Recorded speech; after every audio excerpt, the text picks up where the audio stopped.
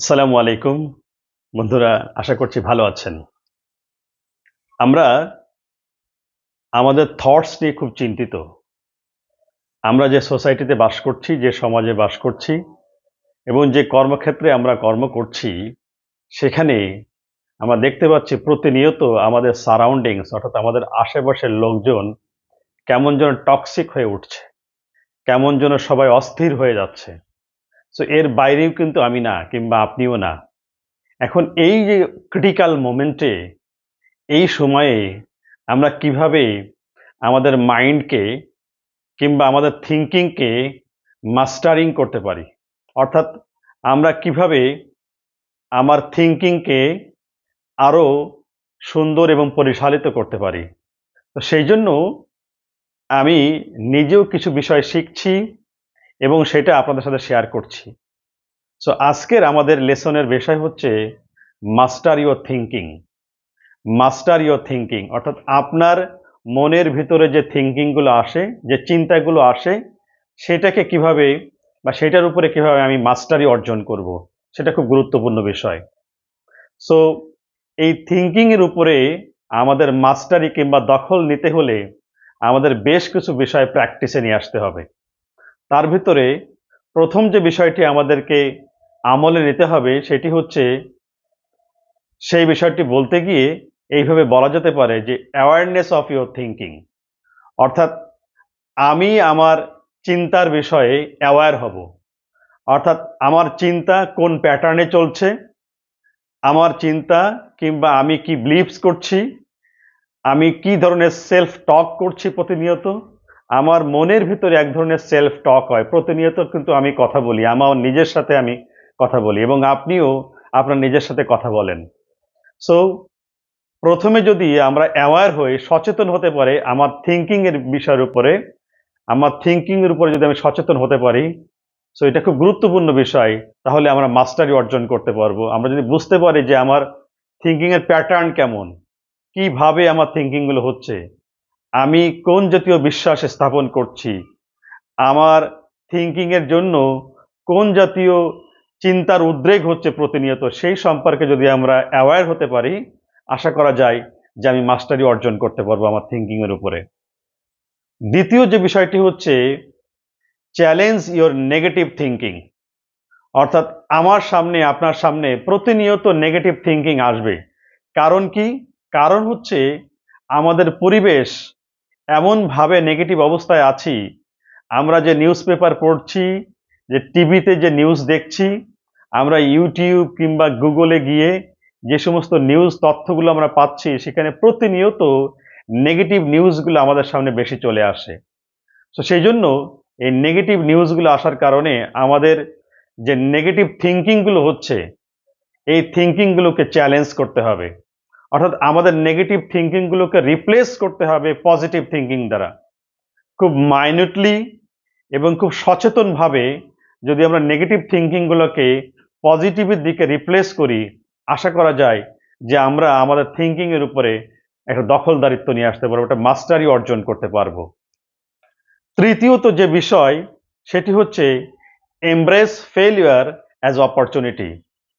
আমরা আমাদের লাইফে ফেলিয়ার হচ্ছে natural part of our life. Failure is a natural part of our life. আমাদের জীবনে ফেলিয়ার আসবেই, এটাই স্বাভাবিক।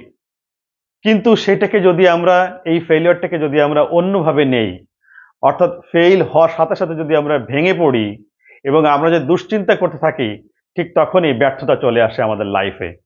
তো সেই জন্য যে কথাটি বলা হচ্ছে যে ফেলিওর থেকে আমরা অপরচুনিটি খুঁজবো, যেহেতু এটা natural part of our life, সেই জন্য বলা হচ্ছে যে এই সময় এসে আমাদেরকে ওই ফেলিওর দিকে বেশি ফোকাস না করে বরং অপরচুনিটি কি, কি শিখলাম আমরা এই ফেল করার মাধ্যমে, এই ব্যর্থ হওয়ার মাধ্যমে কি শিখলাম, সেটাকে অপরচুনিটি হিসেবে নিব।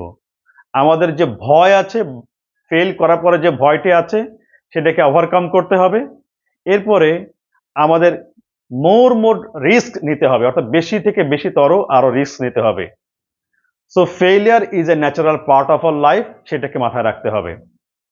এরপরে চতুর্থত যে বিষয়টিকে ফোকাস করা দরকার, আমাদের মাস্টারি অর্জন করার জন্য আমাদের থিঙ্কিং এর উপরে, সেটি হচ্ছে কাল্টিভেট গ্রোথ মাইন্ডসেট।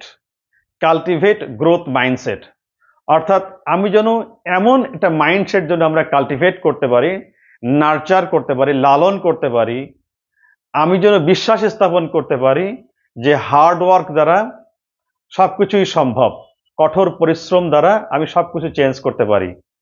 আমার ভিতরে যে পাওয়ার আছে, যে ক্যাপাসিটি আছে, সেটার উপরে বিশ্বাস স্থাপন করতে হবে। সো গ্রোথ মাইন্ডসেটের প্রথম যে শর্ত, প্রথম যে কথা, সেটি হচ্ছে বিলিভ ইন ইয়োর সেলফ।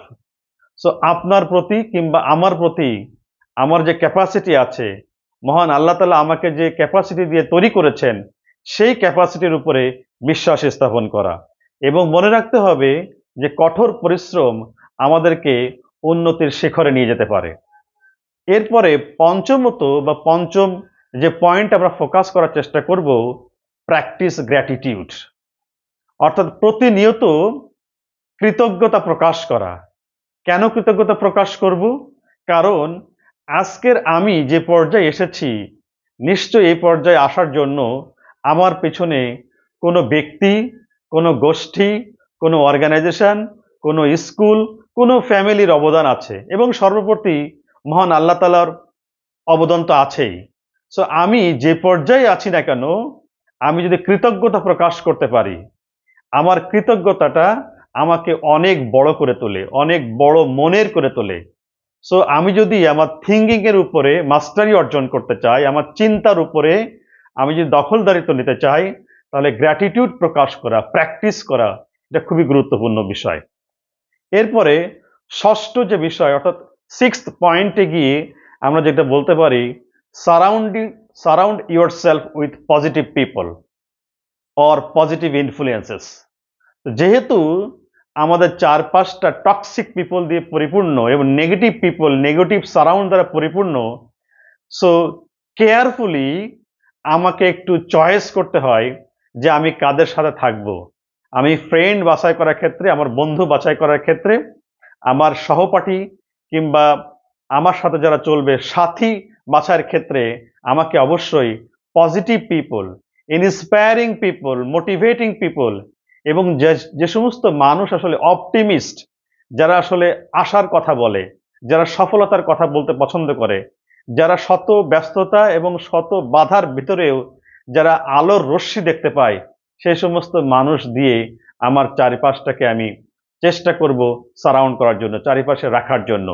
আমার কাছে নেগেটিভ মানুষ আসবেই, নেগেটিভ কথা আসবে, এটাই স্বাভাবিক, this is natural part of our life. But তারপরেও আমরা আমাদের বন্ধু বাছাইয়ের ক্ষেত্রে, আমাদের চলার পথে সাথী বাছাইয়ের ক্ষেত্রে, এবং আমরা যে কাজ করছি সেই কাজের জন্য যে সহযাত্রী আমরা বাছাই করব, সেই ক্ষেত্রে আমরা পজিটিভ, ইন্সপায়ারিং, মোটিভেট এবং যারা অপটিমিস্ট, যারা আশাবাদী লোক, সেই সমস্ত লোকের সাথে থাকার চেষ্টা করা। এরপরে আরেকটি বিষয়, অর্থাৎ সপ্তম যে বিষয়, সিক্সথ পয়েন্টে আমরা যে বিষয়টি দেখার চেষ্টা করব, take responsibility of your action. অর্থাৎ আমি যদি আমার থিঙ্কিং এর উপরে মাস্টারি অর্জন করতে চাই, দখলদারিত্ব নিতে চাই, তাহলে অবশ্যই আমি যে কাজটা আমি করি সেই কাজের উপরে অবশ্যই রেসপন্সিবিলিটি নিতে হবে, দায়িত্ব নিতে হবে। আমি কাজ করব, আমি দায়িত্ব নিব না, তা তো হতে পারে না। সো আমি যে কাজটি করব সেই কাজের অবশ্যই রেসপন্সিবিলিটি নিতে হবে। রেসপন্সিবিলিটি নেওয়ার ক্ষেত্রে আমাদেরকে মাথায় রাখতে হবে যে আমি যে চয়েসটা করেছি, যে ডিসিশনটা আমি নিয়ে ফেলেছি লাইফে, সেটা রেসপন্সিবিলিটি অবশ্যই আমাকে নিতে হবে। এবং আমার প্রিফারেন্সের জন্য এবং আমার লাইফে কন্ট্রোল করার জন্য আমাকেই ডিসিশন নিতে হবে। তো সচেতনভাবে যদি আমি আমার অ্যাকশনের উপরে ডিসিশন নিতে পারি, আশা করা যায় আমি আমার থিঙ্কিং এর উপরে দখলদারিত্ব করতে পারবো। তো সর্বশেষ যে পয়েন্টটির কথা বলতে চাচ্ছি, সেটি হচ্ছে caring your self. Caring your self অর্থাৎ নিজের প্রতি যত্ন নিতে হবে। আমরা প্রতিনিয়ত আমাদের একদিনের 24 ঘন্টার লাইফ প্রতিনিয়ত ছুটে চলছি আমরা অন্যের জন্য, অন্যকে খুশি করার জন্য, অন্যকে হ্যাপি করার জন্য। সেটা হোক আমার ফ্যামিলিতে, সেটা হোক আমার প্রফেশনাল লাইফে, আমরা সবসময় অন্যকে খুশি করার জন্য চেষ্টা করছি, অন্যকে টেক কেয়ার করার চেষ্টা করছি। কিন্তু যদি আমি আমার থিঙ্কিং এর উপরে মাস্টারি অর্জন করতে চাই, তাহলে অবশ্যই আগে আমার সেলফ কেয়ার করতে হবে, অর্থাৎ নিজেকে আগে যত্ন নিতে হবে। তো কিসের উপর যত্ন নিব? আমার ফিজিক্যাল, আমার মেন্টাল, আমার ইমোশনাল এবং আমার স্পিরিচুয়াল ওয়েলবিং এর জন্য। অর্থাৎ আমি অবশ্যই টেক কেয়ার করার সময়, আমার নিজেকে টেক কেয়ার করার সময় আমার ফিজিক্যাল এক্সারসাইজ যদি প্রয়োজন হয় সেগুলো করতে হবে। আমার মেন্টাল এক্সারসাইজ কিংবা মেন্টাল ফ্যাকাল্টি যদি উন্মোচন করার জন্য আমাকে আরো বেশি স্টাডি করতে হয়, লার্ন করতে হয় এবং অন্য ইনিশিয়েটিভ নিতে হয়, সেটা করতে হবে। আমার ইমোশনাল স্টাবিলিটির জন্য, ইমোশনাল ইন্টেলিজেন্স বাড়ানোর জন্য যদি আমাকে কোনো কার্যক্রম নিতে হয় সেগুলো নিতে হবে। এবং আমার স্পিরিচুয়াল কানেকশনের জন্য, আমার যে স্পিরিচুয়াল কানেকশন মহান আল্লাহ তাআলার সাথে বা সৃষ্টিকর্তার প্রতি যে আমার স্পিরিচুয়াল কানেকশন এবং প্রকৃতির সাথে যে স্পিরিচুয়াল কানেকশন, এগুলো বৃদ্ধি করার জন্য আমাকে প্রতিনিয়ত কার্যক্রম নিতে হবে।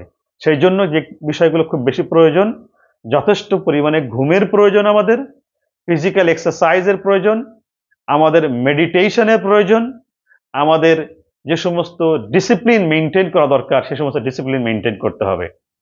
সো এই যে ৮টি পয়েন্ট আমরা ডিসকাস করলাম এবং শেখার চেষ্টা করলাম, যদি এই ৮টি পয়েন্ট আমরা আমাদের লাইফে প্রতিনিয়ত যদি আসলে এক্সারসাইজ করতে পারি, লালন করতে পারি এবং ধারণ করতে পারি, আশা করা যায় আমি কিংবা আপনি, আমরা master of our life, master of our thinking যেটা বলার চেষ্টা করছি সেটা করতে পারবো।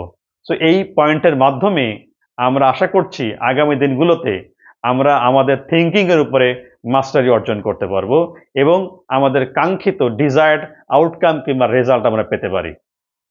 ভালো থাকবেন সবাই। আসসালামু আলাইকুম।